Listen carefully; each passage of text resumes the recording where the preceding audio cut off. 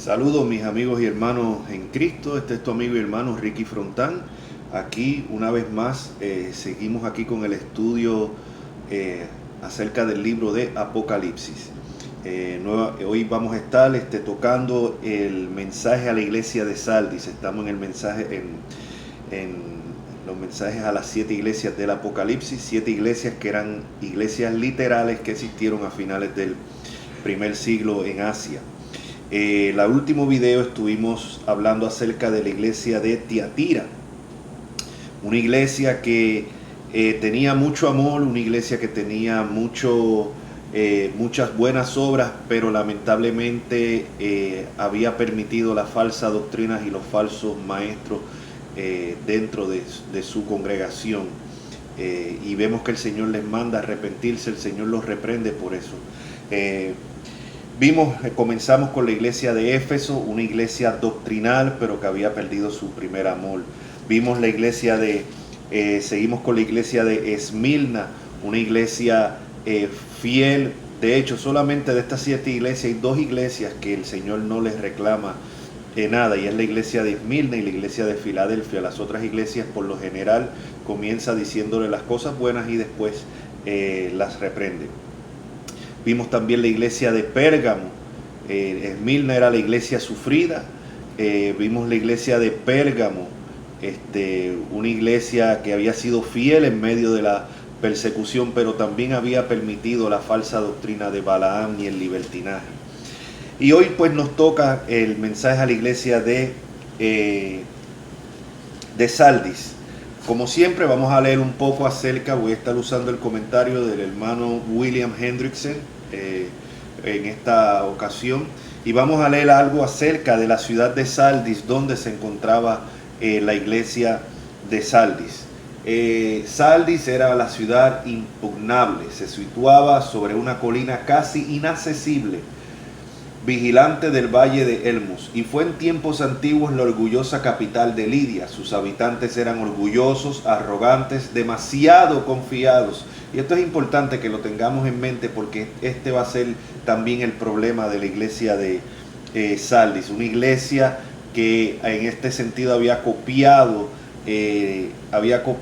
la conducta de la ciudad en general, y era una iglesia demasiado confiada. Y dice, sus habitantes tenían confianza. Hay demasiada confianza de que nadie podía subir esta colina con sus laderas tan perpendiculares. Había un solo punto de acceso, a saber, una angosta península hacia el sur, la cual se podía fortificar fácilmente, pero vino el enemigo en el 549 a.C. y de nuevo en el 218 a.C. y tomó a Sardis, esto por ser una ciudad demasiado confiada. Un solo punto inseguro, inadvertido y desguarnecido, una hendidura oblicua en la muralla de la roca, la única manera de realizar un ataque de noche por diestros escaladores, presentó al enemigo la oportunidad de dar un golpe triturador a la arrogancia de los demasiados confiantes habitantes de esta capital orgullosa. La colina sobre la cual Sardis estaba situada era demasiado pequeña para acomodar una ciudad creciente. Por tanto, la antigua Sardis, la Acrópolis, empezaba a ser abandonada y una ciudad se levantó en la vecindad. Cuando se escribía el Apocalipsis, Sardis estaba en decadencia, hacia una muerte lenta pero segura. En el año 17 después de Cristo, la ciudad fue destruida en parte por un terremoto. Así muchas veces los jactanciosos habitantes de Sardis, que estaban tan satisfechos de sí mismos, habían visto venir sobre ellos la destrucción como ladrón de noche, de repente e inesperadamente. Sardis estaba cayendo en un estupor espiritual. De aquí la descripción que Cristo da de sí mismo, el que tiene los 7 espíritus vivificantes de Dios. También tiene a su diestra las 7 estrellas por medio de los ministros de la palabra y su mensaje. Los espíritus vivificantes pueden avivar a una iglesia muerta. Y así damos comienzo a la lectura de Sardis en el capítulo 3 de Apocalipsis, versículos del 1 al 6, y para ahorrar tiempo voy a irlos los voy a leer y explicar a la misma vez. Vemos aquí que comienza el Señor, y acuérdense que esto es el Señor Jesucristo hablándole a su iglesia. Esto es el Señor, esto es un mensaje directo. Esto es, el Señor le dio esta visión y estos mensajes al apóstol Juan cuando él se encontraba prisionero por causa de la palabra de Dios en la isla de Patmos. Y le dio estos mensajes a estas 7 iglesias que eran 7 iglesias literales.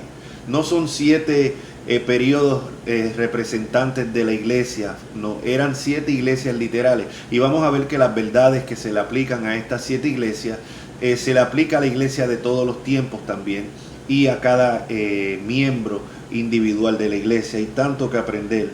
Dice: escribe al ángel de la iglesia en Sardis. Ya hemos hablado en los anteriores, cada vez que tocamos una iglesia, que cuando el Señor dice escribe al ángel de la iglesia en Sardis, se refiere a los líderes, a los líderes de esta congregación, que son los responsables.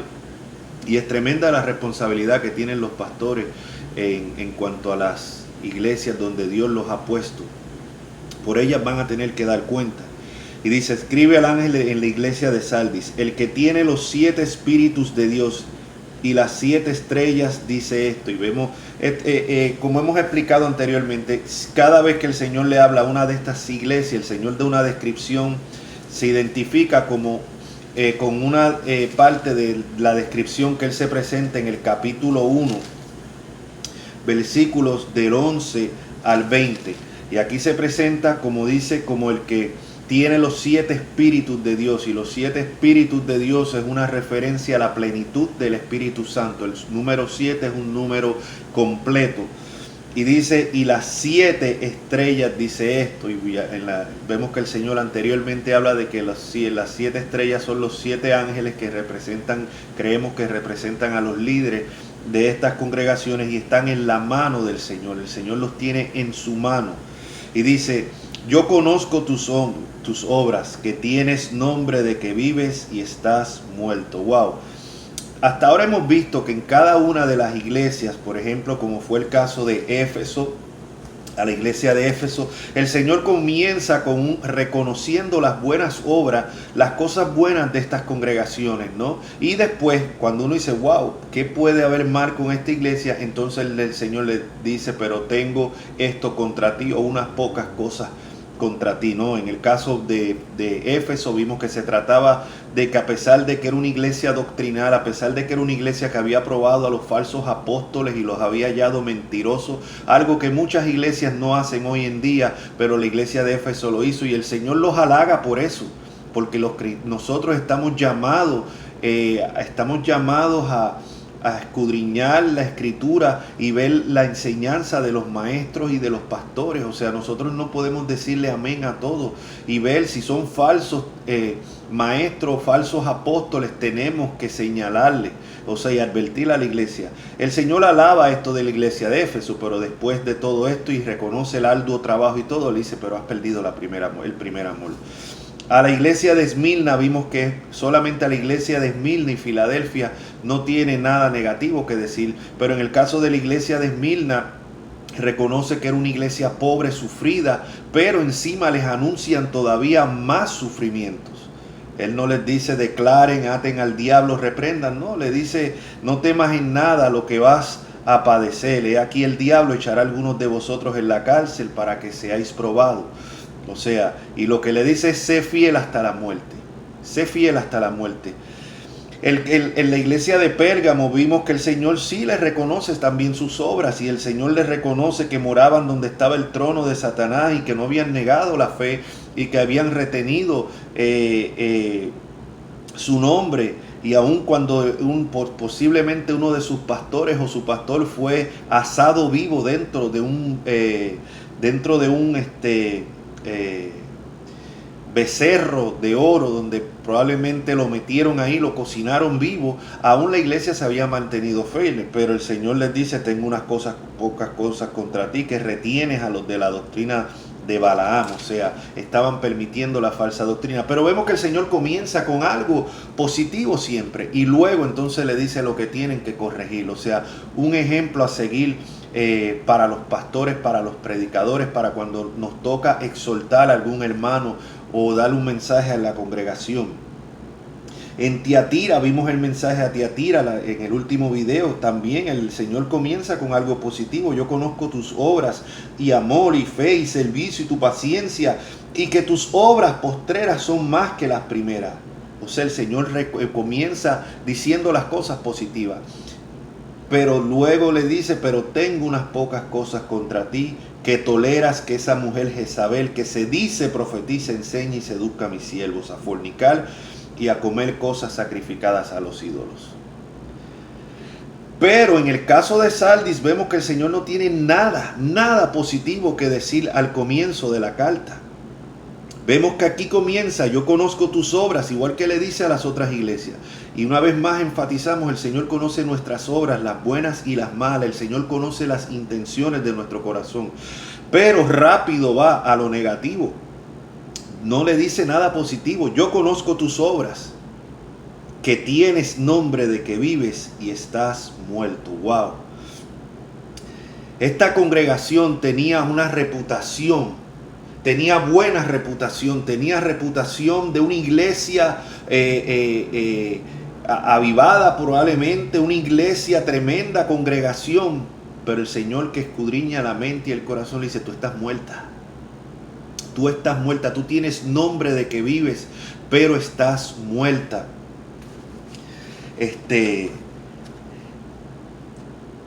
Tienes nombre de que vives, tenías reputación. Así hay muchas congregaciones hoy en día con una reputación muy grande, cuando en realidad están muertas, son cementerios. Podemos tener reputación nosotros individualmente como cristianos, de que somos tremendos siervos de Dios. Wow, mira cómo predica, mira cómo enseña. Oh, mira los milagros que hace. Podemos aparentar ser lo que realmente no somos. Hay un libro muy bueno que se los recomiendo, del pastor Miguel Núñez, que se llama Ser antes que hacer. Repito, ser antes que hacer. Porque a veces queremos hacer sin verdaderamente ser. Y hay muchas personas envueltas en muchos ministerios con nombre de que viven, pero en realidad están muertos, ni siquiera han nacido de nuevo, están muertos espiritualmente. No es la reputación que nosotros tenemos, es lo que realmente somos lo que importa.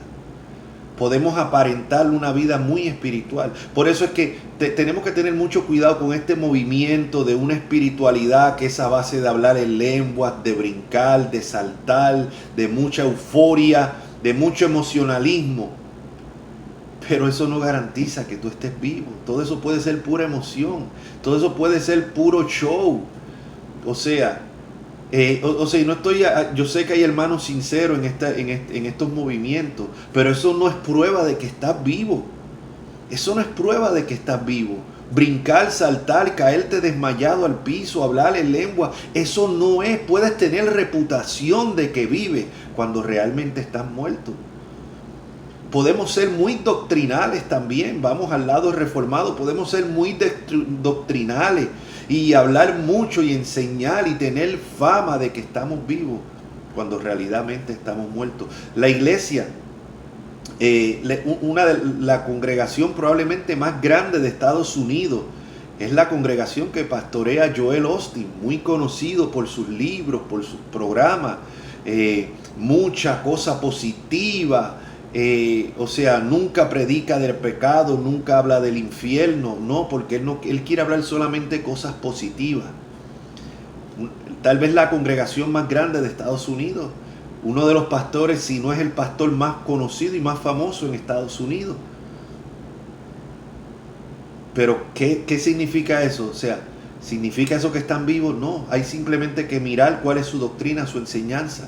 Nombre de que vive, pero están muertos. Mire lo que dice el comentario acá de nuestro amigo Hendrickson. Dice: yo conozco tus obras, que tienes nombre de que vives y estás muerto. Sardis gozaba de una buena reputación, pero no la merecía. Mientras que en Pérgamo y en Tiatira unos cuantos de la congregación habían caído en la tentación del mundo, en Sardis la congregación entera había ensuciado sus vestiduras. Sardis también estaba en el mundo. Debió haber sido una lumbrera, pero falló en su deber. Por tanto, parece que ni los judíos ni los gentiles molestaban mucho a la iglesia de Sardis. Sardis era una iglesia muy tranquila, gozaba de paz, es decir, la paz del cementerio. ¡Wow! Cristo, cuando nosotros miramos la iglesia, y es cierto lo que el comentario aquí de nuestro hermano Hendrickson, cuando miramos aquí en la iglesia de Esmirna, los judíos estaban, dice el Señor de la iglesia de Esmirna, dice: yo conozco tu pobreza y la blasfemia de los que se dicen ser judíos y no lo son, sino sinagogas de Satanás. Los judíos le estaban haciendo la vida imposible a esta iglesia de Esmirna. Vamos a ver también que a la iglesia de Filadelfia también el Señor les dice le habla también acerca de los judíos que estaban he aquí yo traigo de la sinagoga de Satanás a los que se dicen ser judíos y no lo son. Pero a la iglesia de Sardis no la molestaba. La iglesia de Sardis no estaba siendo molestada ni perseguida por el mundo. ¿Por qué? Porque era una iglesia que estaba adaptada al mundo. Como le digo, ustedes ven que a muchos pastores los llaman a los cristianos homofóbicos, falta de amor, fanáticos religiosos, intolerantes, simplemente porque por hablar la palabra de Dios. Simplemente por hablar la palabra de Dios, por decir lo que la Biblia dice, por llamar pecado a lo que la Biblia llama pecado.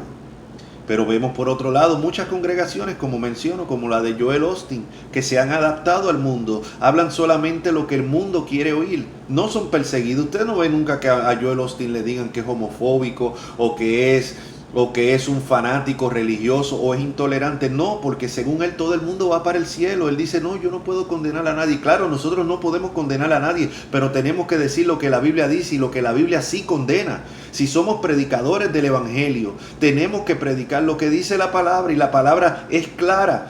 Y dice que ni los que se echan con varones, ni los homosexuales, ni los ladrones, ni los fornicarios, ni los idólatras entrarán al reino de Dios. Entonces, si nosotros sabemos que hay personas practicando estos pecados, es amor, no es odio, es amor advertirle sobre el peligro que están corriendo de pasar la eternidad completa en el infierno.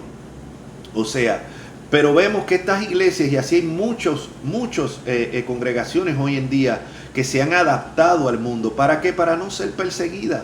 Para no ser perseguidas. Vemos iglesias adaptándose a la ideología de género, casando, poniendo ministros abiertamente homosexuales, poniendo mujeres lesbianas, casando personas del mismo sexo. Y inclusive se enorgullecen aquí: no, esto es una iglesia donde aquí puede venir todo el mundo, esto es una iglesia de amor, aquí no se juzga. Claro, entonces ¿quién va a perseguir? ¿Por qué el mundo? ¿Por qué los liberales? ¿Por qué los de la izquierda extrema se van a molestar en perseguir una congregación así? No. Y así mismo hay cristianos también. Aquí veo cristianos o personas que se identifican como cristianos por las redes sociales, celebrando el mes del orgullo gay. Señores, ¿pero qué es esto? Claro, a una persona así, hasta los gays, todo el mundo va a simpatizar con ellos. Ahora, si yo cuando me paro y digo, bueno, no es que odiamos, no odiamos, porque el problema es que en este tiempo que vivimos, estar en desacuerdo con alguien o con alguien rápido es odiar. Entonces, cuando uno dice la homosexualidad es pecado, que, no, tú eres un homofóbico. No, yo no quiero que mis hijos ni mis nietos se les enseñen a celebrar este mes del orgullo gay. No, de ninguna manera. O sea, ¿cómo van a celebrar lo que la palabra de Dios llama pecado? Pero vemos personas que se han adaptado. Mire, yo le voy a decir, si usted, el evangelio ofende.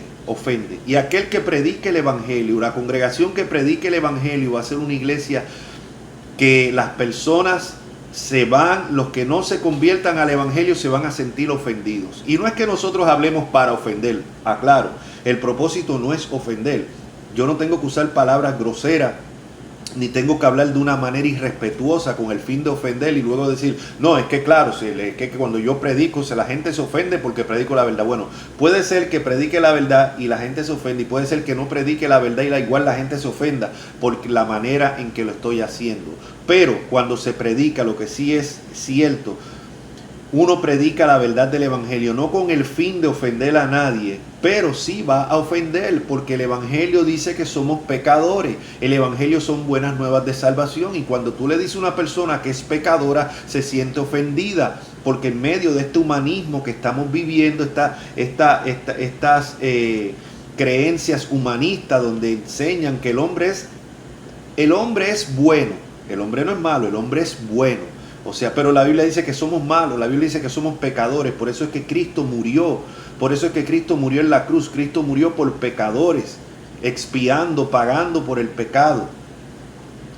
Entonces, cuando se le dice a las personas que son pecadores, que necesitan arrepentimiento y venir a Cristo en arrepentimiento y fe, muchos se sienten ofendidos porque se consideran buenos. Inclusive muchos religiosos se sienten muy ofendidos. No, yo no soy mal, yo no le hago mal a nadie, no, yo soy una persona, un buen ciudadano, un buen padre de familia, y por aquí, y se sienten ofendidos. Mire, yo he predicado en las cárceles, yo he predicado en las iglesias. Y ¿sabe qué? A veces es más fácil, humanamente hablando, ir a una cárcel a predicar, como lo estuve haciendo por años, que a veces hablarle a personas religiosas o dentro o en un mismo púlpito. ¿Por qué? Porque las personas que están en la cárcel reconocen que son pecadoras y que necesitan salvación.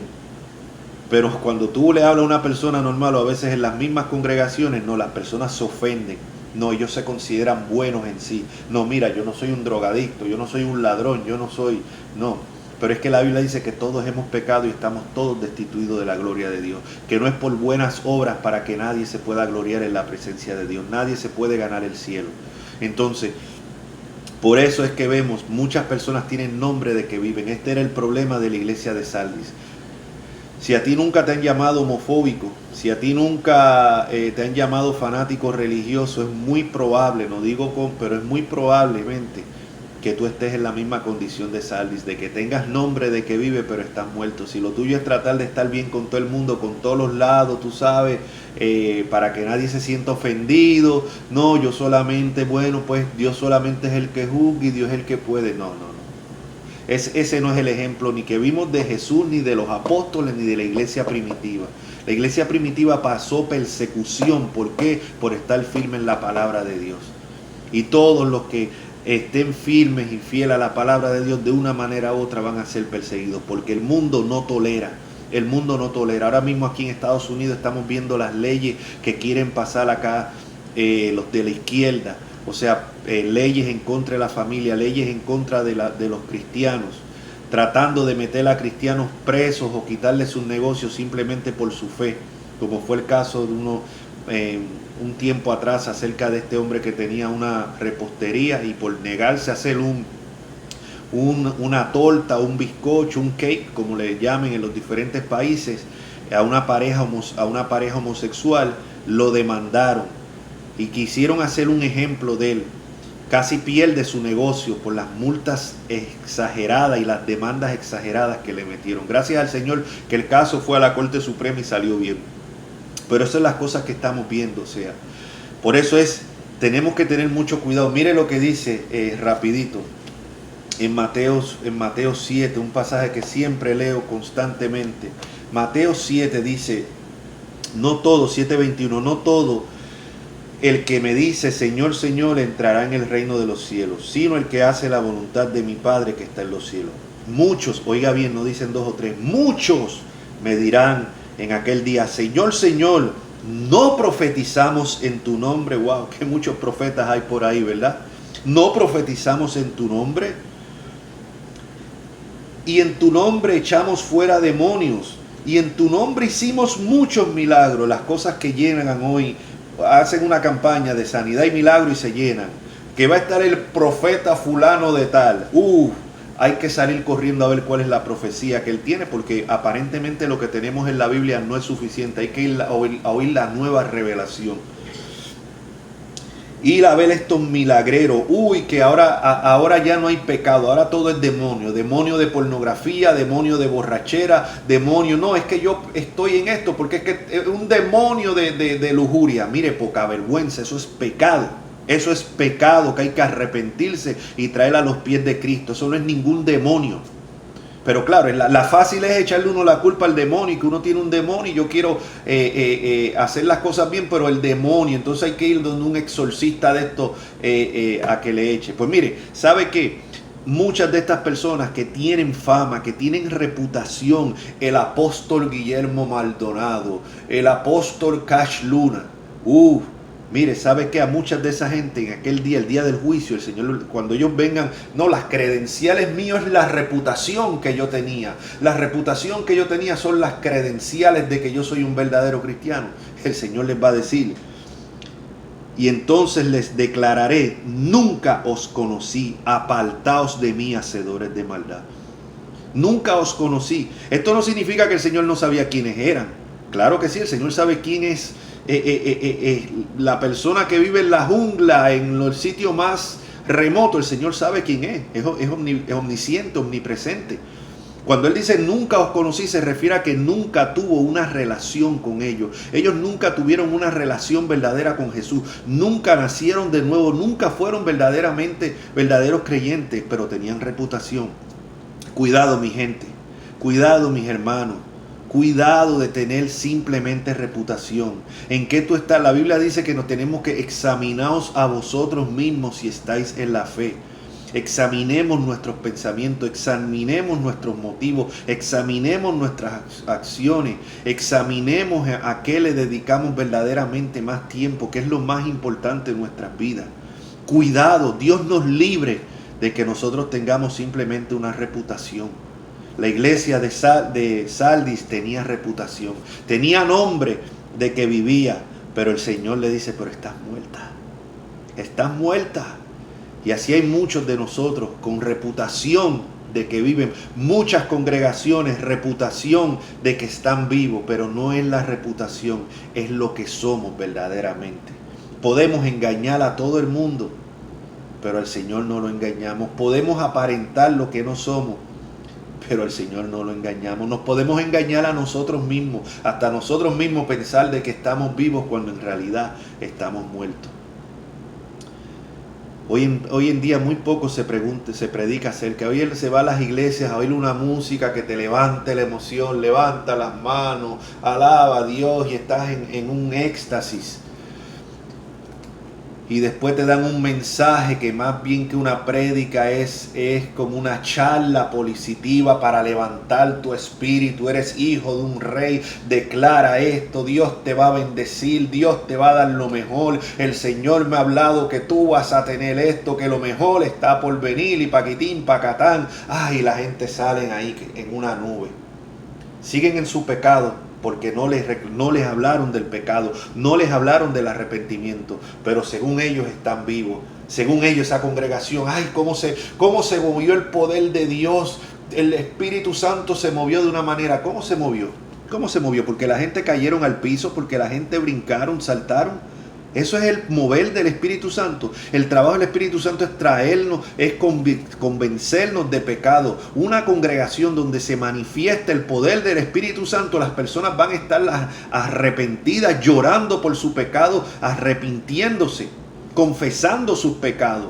Ese es el movimiento y el poder del Espíritu Santo, no brincar y saltar. Y esto no lo digo con el fin de ofender a muchos hermanos que tal vez creen en esto y sí son hermanos genuinos en la fe. Pero tenemos que tener mucho cuidado porque esto da una falsa seguridad, de una falsa espiritualidad que no necesariamente está ahí. La Biblia dice que no es por el brinco ni por el salto, sino por el fruto que se conoce el verdadero cristiano. Y yo sé que este no es el mensaje que las personas quieren oír.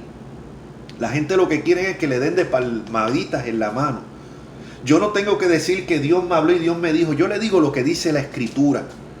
Porque esa es la espada del Espíritu. El Espíritu Santo por medio, la fe viene por el oír y el oír por la palabra de Dios. Y eso es lo que estamos haciendo aquí por medio de estos videos. Eso es lo que hago cada vez que el Señor me abre una puerta para yo poder predicar la palabra. Predicar la palabra tal como es. No con el fin de ofender, porque mi intención no es ofender, pero la verdad ofende. Y tampoco con el fin de agradar los oídos. O sea, sino de ser fiel a la palabra. Ahora bien, volvamos acá, al capítulo 3. El Señor dice, conozco tus obras, tienes nombre de que vive, o sea, reputación de que vive, pero estás muerta. ¿Qué es lo que le dice? Sé vigilante. Sé vigilante. Acuérdense que el problema de los habitantes de Sardis era que no habían sido vigilantes y por eso los conquistaron un par de veces a la ciudad como tal. Y la iglesia, la congregación de Sardis había caído en eso mismo, no estaba siendo vigilante. Y el Señor les dice, sé vigilante y afirma las otras cosas que están para morir. Porque no he hallado tus obras perfectas delante de Dios. Wow. Podían estar perfectas delante de los hombres, pero delante de Dios no. Asegurémonos de estar bien delante de Dios, no tanto delante de los hombres. No comprometer la verdad de Dios por los hombres. Acuérdate, le dice el Señor, pues de lo que has recibido y oído y guárdalo. Oiga bien, no es ser oidor olvidadizo. Como dice Santiago, no seamos oidores olvidadizos engañándonos a nosotros mismos, sino hacedores de la palabra. Es guardar, es retener, no es oír un mensaje como este y decir amén, sí hermano, tienes razón. Pero ¿qué hacemos con ese mensaje? Nos entra por aquí, nos sale por allá, nos sentimos un momento como triste, contristo, redarguido por la palabra, pero ahí lo dejamos. No, guárdalo, retener. Esa es la cosa, oiga bien, es oír y guardar, recibir, oír y guardar, guárdalo y arrepiéntete. Oiga bien, ese es el próximo paso, guardarlo y arrepentirse uno. Arrepentirse es un giro de 180 grados de la manera de pensar, de la manera de actuar. Si el Señor te escudriña, exprime tu corazón por medio de la palabra, ya Él comenzó la obra. Entonces, nosotros respondemos debido a lo que el Señor ha hecho a nuestro corazón ya, porque no es que lo podamos hacer nosotros mismos. Aún la fe y el arrepentimiento son dones de Dios, porque la gloria completamente es para Él. Nosotros, si el Señor no exprime nuestros corazones, jamás podemos arrepentirnos. Pero eso no quita la responsabilidad de nosotros. Por eso el Señor dice, porque no he hallado tus obras perfectas, acuérdate de lo que has recibido y oído y guárdalo y arrepiéntete. Pues si no velas, vendré sobre ti como ladrón y no sabrás a qué hora vendré. Aquí el Señor no está hablando de su segunda venida de Cristo. Aquí está hablando de juicio. Y el Señor da muchas oportunidades para arrepentirnos. Y de repente cuando menos no lo esperamos, ya se acabó. Ya se cerró la ventana de oportunidad. Y ya lo próximo que sigue es el juicio. Que no vaya a ser ese el caso tuyo que me estás oyendo por medio de este video. No esperemos a que venga el juicio. Es una pena, uno conoce personas, amistades, hasta familiares cerca que uno les ha hablado, escuchan a uno, pero siguen sin arrepentirse, siguen atesorando ira para el día de la ira, como dice, por tu corazón no arrepentido sigues atesorando ira. Dice aquí ya para terminar nuestro hermano, Cristo dice a estos miembros muertos de la iglesia que tienen que despertar, que tienen que mantenerse despiertos y que tienen que afirmar las otras cosas que están para morir. La luz del candelero está alumbrando cada vez menos. Muy pronto la pequeña llama se extinguirá por completo. Porque no he hallado tus obras perfectas delante de Dios. Habían la ceremonia, las costumbres religiosas, las tradiciones, los cultos, pero faltaba la esencia verdadera. Las ceremonias eran vacías, no estaban llenas de esencia, faltaban la fe, la esperanza y el amor, verdaderos y sinceros. En los ojos de los hombres Sardis puede parecer como una iglesia espléndida, pero delante de Dios está muerta. Por tanto, la gente de Sardis debería acordarse del pasado, del ardor y de la sinceridad con que había recibido el Evangelio. Debían volver a una vida de obediencia al Evangelio como les había sido predicado y como ellos, sus padres, los habían recibido. Wow. Versículo 4. Pero tienes unas pocas personas en Sardis que no han manchado sus vestiduras y andarán conmigo en vestiduras blancas porque son dignas. Mire esto. De una congregación completa, solamente unas pocas personas eran salvas. Solamente unas pocas personas eran salvas y habían permanecido ahí. Solamente unas personas. Las vestiduras blancas es tipo de la salvación, de la santidad, de la obra hecha cuando Dios limpia los pecados. O sea que tenemos vestiduras blancas. Y solamente unas pocas personas de una congregación que tenía nombre de que vivía, pero estaba muerta. Solamente unas personas. Unas pocas personas en Sardis que no han manchado sus vestiduras y andarán conmigo en vestiduras blancas porque son dignas. El que venciere será vestido de vestiduras blancas y no borraré su nombre del libro de la vida y confesaré su nombre delante de mi Padre y delante de los ángeles.